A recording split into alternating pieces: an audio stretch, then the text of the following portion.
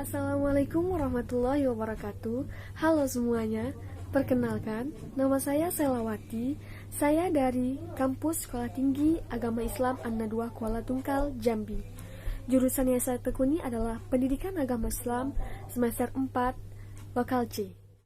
Di sini saya akan menjelaskan tentang konsep dasar administrasi pendidikan.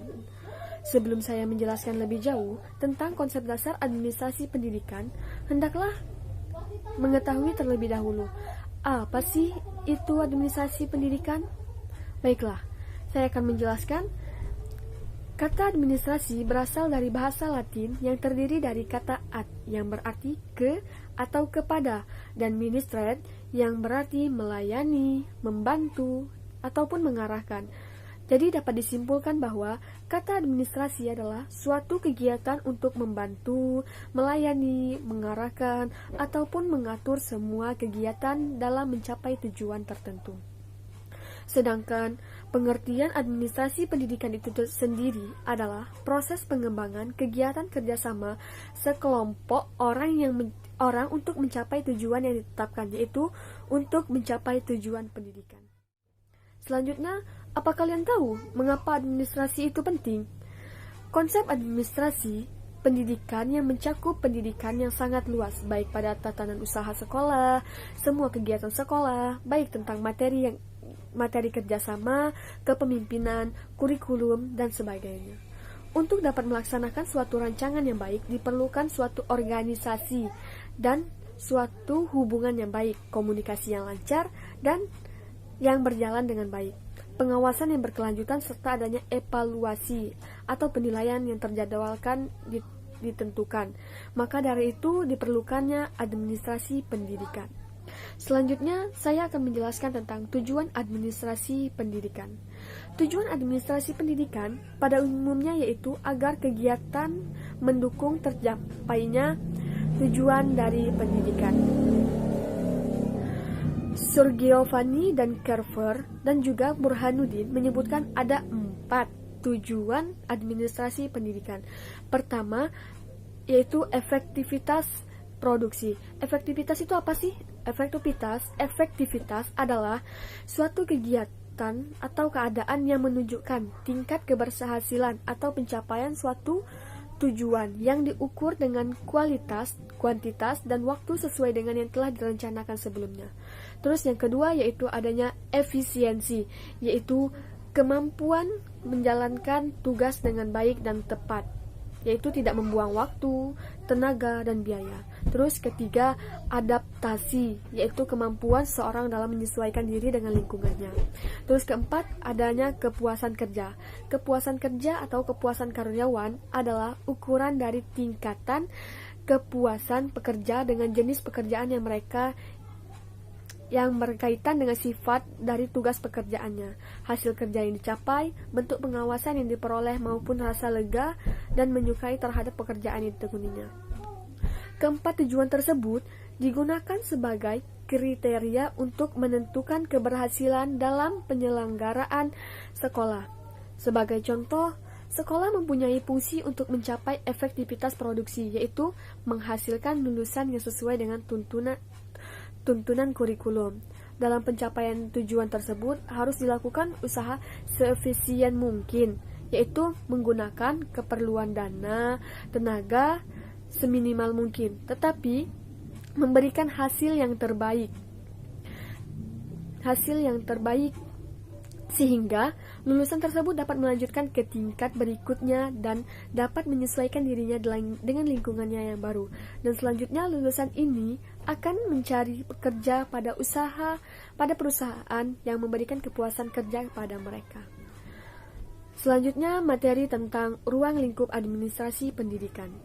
Administrasi pendidikan seringkali diistilahkan dengan administrasi sekolah, seperti halnya dalam kurikulum 1984 dalam buku Petunjuk Pengelola disebutkan bahwa administrasi sekolah mencakup pengaturan, proses belajar mengajar, kesiswaan, personalisasi, peralatan pengajaran, gedung dan perlengkapan, keuangan, serta humas atau hubungan dengan masyarakat.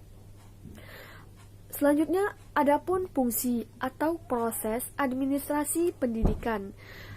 Menurut Nawawi, fungsi dari administrasi pendidikan adalah sebagai berikut. Pertama, fungsi perencanaan, yaitu sejumlah kegiatan yang sebelumnya telah ditentukan untuk dilaksanakan pada periode tertentu untuk mencapai tujuan yang telah ditetapkan.